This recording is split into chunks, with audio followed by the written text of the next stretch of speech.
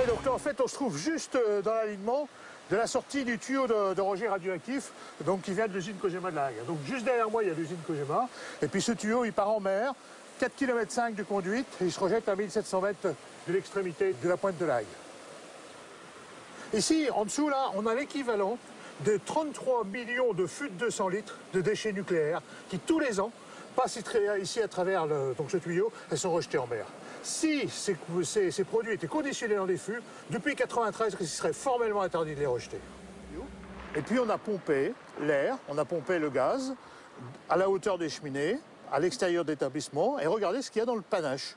Et c'est là où on a trouvé des seuils extrêmement importants de dizaines de milliers de becquerels par litre d'air de tous les produits radioactifs rejetés par l'établissement de La Hague. Pris la source de krypton qui part de cette cheminée et on a regardé comment ça se disperse sur l'Europe. Et on s'aperçoit qu'en 2-3 jours, suivant la direction des vents, l'ensemble de l'Europe est concerné par ces rejets. On a fait des expériences où on peut mesurer, on peut fixer facilement le calendrier de cisaillage des combustibles de Kojima La Hague sur le toit de l'université de Gand en Belgique ou sur le toit de l'université de Genève.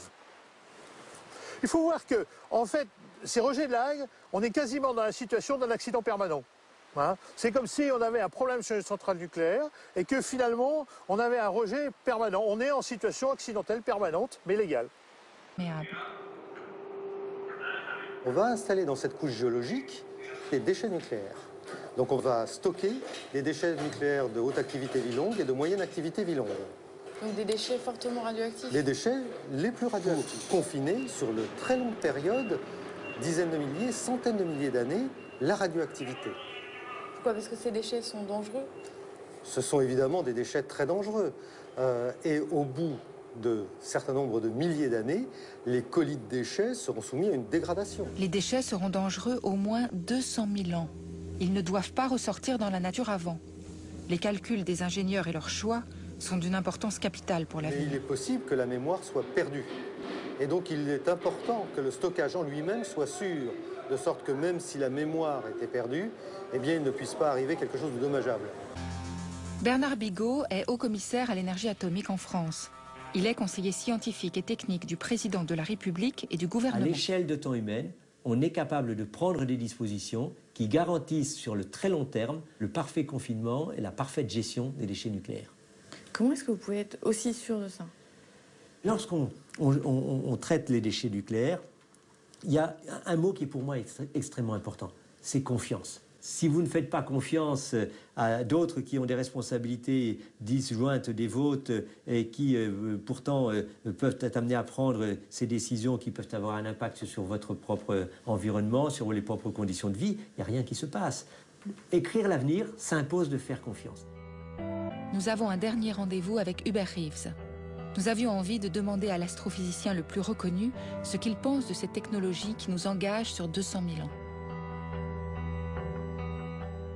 Le problème du nucléaire, je dirais, c'est d'hypothéquer l'avenir. Hypothéquer l'avenir, entre le moment où vous mettez un réacteur en marche et le moment où vous l'avez démantelé, il peut y avoir plus d'un siècle. Est-ce qu'un seul régime politique a pu durer un siècle? Est-ce qu'il y en a beaucoup dans l'histoire? Il y en a très peu. On voit aujourd'hui l'Argentine qui a été très riche à un moment donné, qui devient très pauvre, l'Union soviétique qui s'effondre. On ne peut pas parler de stabilité politique à l'échelle de 1000 ans, en tout cas. Imaginez que les Égyptiens avaient fait stocker du nucléaire. Aujourd'hui, vous voyez qui s'en occuperait.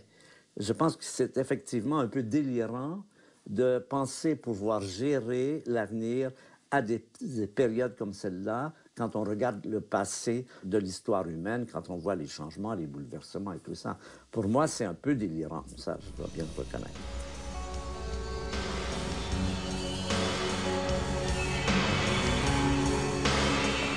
Je travaille au montage d'une coopérative qui va produire, commercialiser de l'électricité renouvelable et permettre à ces sociétaires de l'économiser. D'accord. Donc ça, c'est le...